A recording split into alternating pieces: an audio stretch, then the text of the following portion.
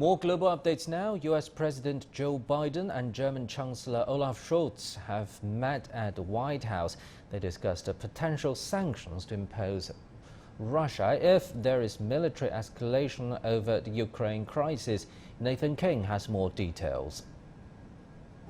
Well, Olaf Scholz here at the White House, his first 2 months as Chancellor, capped off with a visit with US President Joe Biden, expressing the unity of the NATO alliance and German-US friendship. But he's facing a big test, of course, the diplomatic wranglings over Russia's build-up of forces on the border of Ukraine and the European and US response. But they say they're united. Let's take a listen. If Russia makes a choice to further invade Ukraine, we are jointly ready and all of NATO is ready.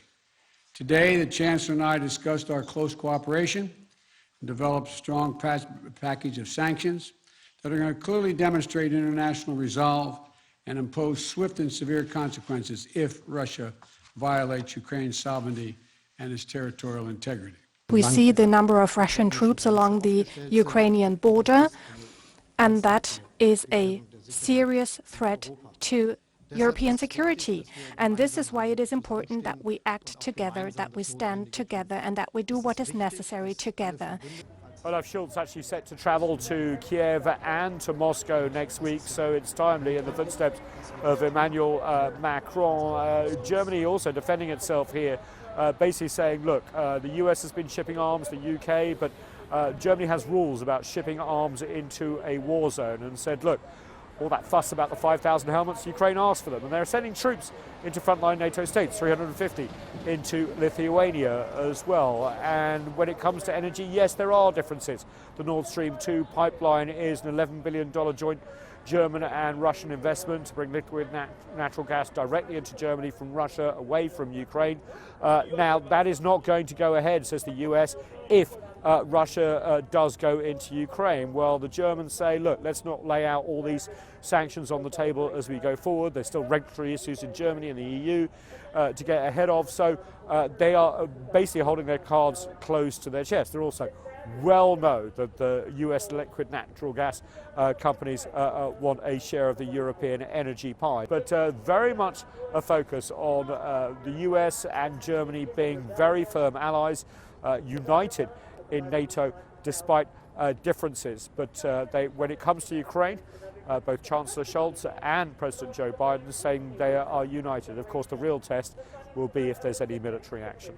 Nathan King, CGTN, just outside the White House. Now we turn to Canada. The country's capital, Ottawa, have declared a state of emergency after more than a week of protest against the COVID restrictions. The city's mayor, Jim Watson, has said the situation is completely out of control, with protesters outnumbering the police. Andrew Wilson has the story. The streets of Canada's capital city are swamped and have been for over a week. Trucks and other industrial vehicles have created a level of noise and obstruction that has literally overwhelmed Ottawa's ability to function normally as an urban community. It's midwinter, but that hasn't deterred thousands of people from returning day after day. Protesters from all walks of life and of all ages. I'm vaccinated, says this truck driver. I'm not anti-vaccine, but I disagree with compulsory vaccination. It's too much to have to show a QR code to go to the market or enter a hardware store. British Columbia lifted their emergency in June, same as Ontario. So it's about the time for Quebec to look at what people have to say. Look just around how many people there's. People with vax, no vax, kids. Kids are smiling. I'm so glad to see the kids smiling here this morning. The initial spark to all this was legislation introduced last month that all truckers must be vaccinated to cross the US-Canada border. But since then, the protests have gathered their own steam as a more widespread rejection of COVID health restrictions. And that has started to focus on the Prime Minister and his government. I ask for the protesters, now that they've made their point, to go home, engage their elected officials, elected representatives, to continue to advocate for their points of view. This is how we do things in Canada. This is how we do things in a democratic society. Although the protests are mostly peaceful, there have been reports of people being harassed for wearing masks and of other alleged offences including thefts, hate crimes and property damage. The city mayor has admitted his services are outnumbered and that the authorities are losing the battle. The newly declared state of emergency will allow the police and other services to deploy a firmer response. Andrew Wilson, CGTN. Russian President Vladimir Putin has called his dialogue with French President Emmanuel Macron on the Ukraine crisis useful and constructive. The two leaders held over 5 hours of talks in Moscow on Monday. Putin suggested that some of the ideas could help defuse tensions. He also repeated warnings about the threat of war if Ukraine joins NATO. The Russian president said Moscow would keep seeking answers from the West to its main security demands. Macron said he believes there is still opportunity to find a peaceful path for Europe, and the coming days will be decisive in the Ukraine standoff. The two presidents are set to speak again after Macron meets with the Ukrainian leader Volodymyr Zelensky on Tuesday. The president preferred to come to Russia to share opinions about what we should do next, and some of his ideas and proposals about which I think are too early to speak, but I think these ideas could form a basis for our further joint steps. We had a conversation that saw a number of propositions emerge on which I think, between Russia and France, I can say we converge towards. More to that meeting, the French president has presented himself as a mediator in the Ukraine standoff, seeking to de-escalate tensions.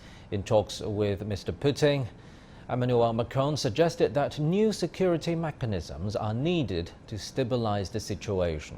Ryan Thompson reports from Paris. Well, French President Emmanuel Macron is really trying to be a deal maker on the world stage, seeing if he can be the one to diffuse tensions between Russia and Europe and Russia and the West as a whole. After many calls between his Russian counterpart, Vladimir Putin, he finally says that he's beginning to find some common ground. He says he understands the Russian point of view because it all boils down to this big question over security. Russia wants clarification about what NATO and the EU's defense initiatives are. They have a lot of concerns about that. And he says that the Ukraine question here is really just the bargaining chip to get the attention of a number of Western countries and get them to come to the table to engage in this dialogue. They've tried it for many years, but Western countries have often not taken it so seriously. Now, finally, they, of course, have the world's attention. You see many calls between world leaders. And finally, this visit by Emmanuel Macron to the Russian capital just to have a face-to-face conversation with Vladimir Putin, not to mention 5 phone calls between the two sides since December.